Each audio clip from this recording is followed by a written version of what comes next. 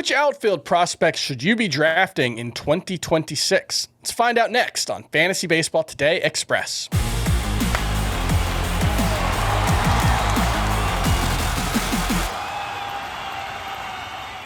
Welcome into FBT Express on Tuesday, December 16th. I am Chris Towers, joined by Scott White, and we are talking about outfield prospects for 2026. Specifically, I think we're circling in on 5 guys who should get drafted in most, at least 12-team roto leagues, 5 outfielder. For a more extensive list, make sure you listen to the full episode of Fantasy Baseball Today, wherever you get your podcast, because we went 15+ deep. And we got a couple of names here that we're not talking about on that list, but we're going to start with one of your top overall outfield prospects and a guy who seems very, very likely to be in the opening day roster for 2026, and that's Carson Benge of the New York Mets, turning 23 in January, first-round pick from 2024.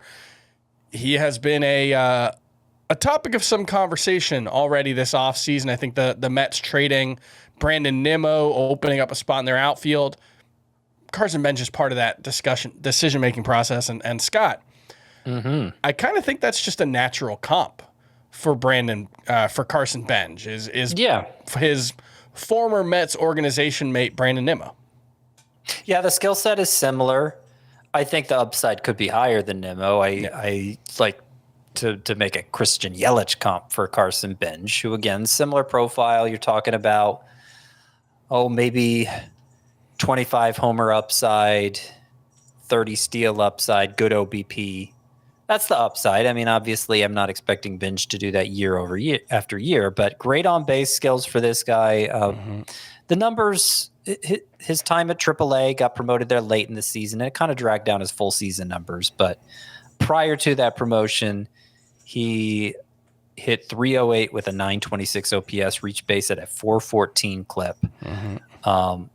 Great line drive and opposite field tendencies, which means he should hit for batting average in addition to walking a lot. That probably means the swing isn't so leveraged for power yet, but he's still homered at a good clip, despite being so line drive and opposite field minded. So I think we're talking about a really solid hitting profile here for Carson Benge, and obviously the Mets feel the same way. If after one full season in the minors, they're already talking about maybe having him on the roster.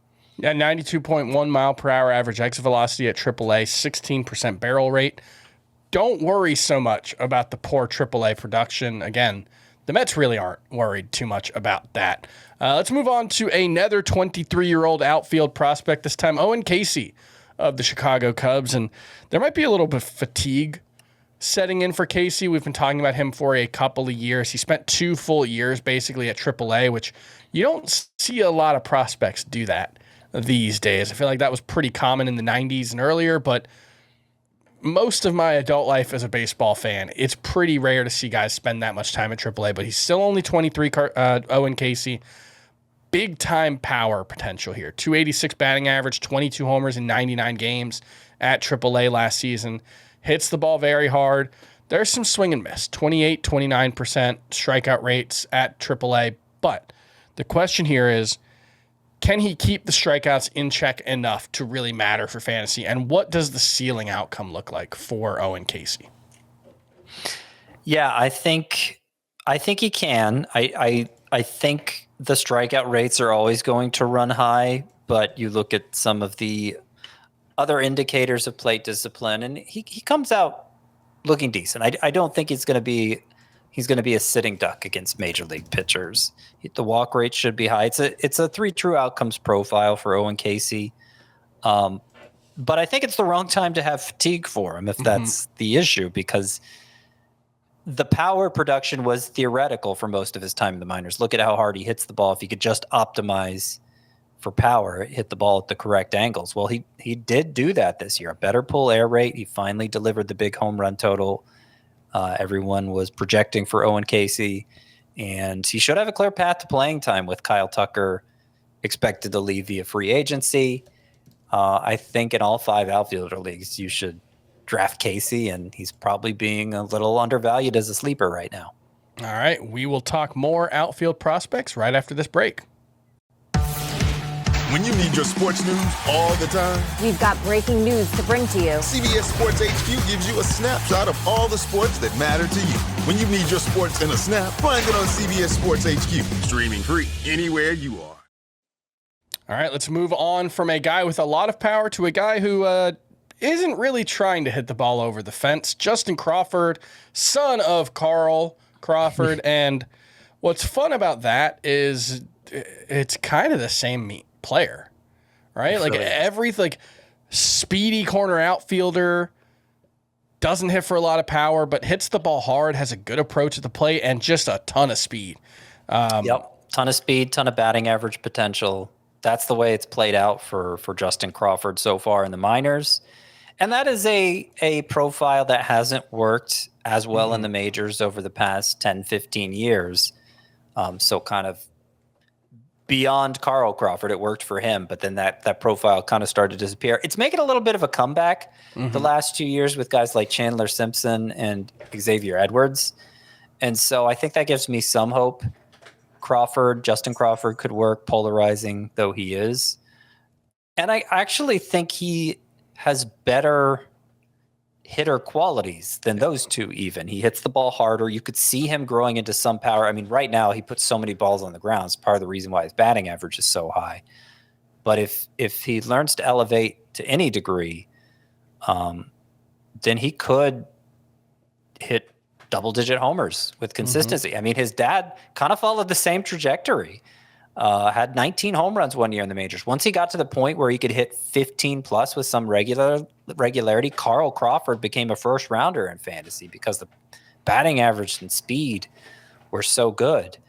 I don't know that it's going to play out that way for Justin, but there are so many ways this could go right. And the Phillies are already talking about potentially having him as their center fielder to begin the year. Not sure defensively that's the best plan, but clearly he's in their plans. Clearly they're ready to give him some playing time. And I think in Roto leagues, could be Nico Horner-esque. Yeah, he could be. All right, let's move on to a couple guys that we didn't really talk about on the full episode, but who are going to have the chance to make an impact in 2026. We'll start off with Dylan Beavers of the Baltimore Orioles, who we saw a decent amount of towards the end of last season. He more than held his own. The batting average only 227, but he walked a lot, 375 OBP, 4 homers, 2 steals in those 35 games. That was after he had 18 homers and 23 steals at AAA in 94 games.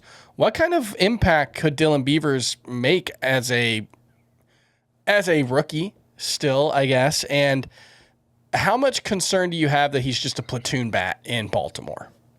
I think the concern there is pretty high. His struggles against left-handers were apparent in the minors, and now they have so many options. They already were overloaded, and then now they've brought in Pete Alonso and Taylor Ward. So I don't know that there's going to be room for Beavers on the opening day roster, period, much less as an everyday player. But he played pretty well down the stretch. The plate discipline seemed to translate. He was a player who made a mechanical adjustment last year in terms of the way he shifts his weight, which allowed him to turn on fastballs better. We saw the power production improve, and the plate discipline always stood out for Dylan Beavers. So there is a lot to like here, but is he ever going to get the playing time to be a 2020 player? Are the Orioles ready to turn over a job to him now? I think those are the lingering questions for Dylan Beavers. All right, let's move on to Chase DeLauter, who I don't think there's much question he's going to play a big role for the Guardians in 2026. They threw him out there in the postseason with no major league experience last year. If you had told me when Chase DeLauter was drafted in 2023 that he would make the majors after only 138 games as a professional, yeah, that sounded right. He was supposed to be a fast mover. Unfortunately, it's taken 3 full years because Chase DeLauter just cannot stay healthy. He's played 140 games, I guess, if you include the 2 postseason games he played last season as a professional over the course of 3 seasons. He's been great. 302 batting average, only 80 strikeouts, 70 walks, 20 homers. we don't really know who Chase DeLauter is because he's missed so much time, but I'm still pretty excited about the talent profile here. What do you expect from Chase DeLauter in 2026? I mean, you say there's not much doubt he's going to play a big role. Well, the doubt would be, will he be healthy enough to play a big role, since he's shown 3 times he's broken the same foot. Yeah. And then last year it was a sports hernia. It was a broken hamate bone. It's always something for Chase DeLauter, which doesn't mean it's always going to be, but I don't know how you could feel optimistic about his chances to stay healthy. And he's lost a lot of development time because of all the injuries. So I am thinking, if it all goes right, it's hard to say because we have so little information. But what I'm imagining is sort of a Brian Reynolds type, maybe with more batting average. And so that's why... That's a top 100 player. Yeah, it's a top 100 player. But I don't know that Chase DeLauter has the kind of upside to be an early rounder in fantasy. Sure. All right, that's... Oh, anything else? Go ahead. No, that's it. That's going to do it for FBT Express. For more extensive fantasy baseball coverage, listen to our full-length podcast, Fantasy Baseball Today, on Spotify, Apple Podcasts, or anywhere else podcasts are found. Thanks for listening to Fantasy Baseball Today Express, and we'll see you in a couple days. Bye.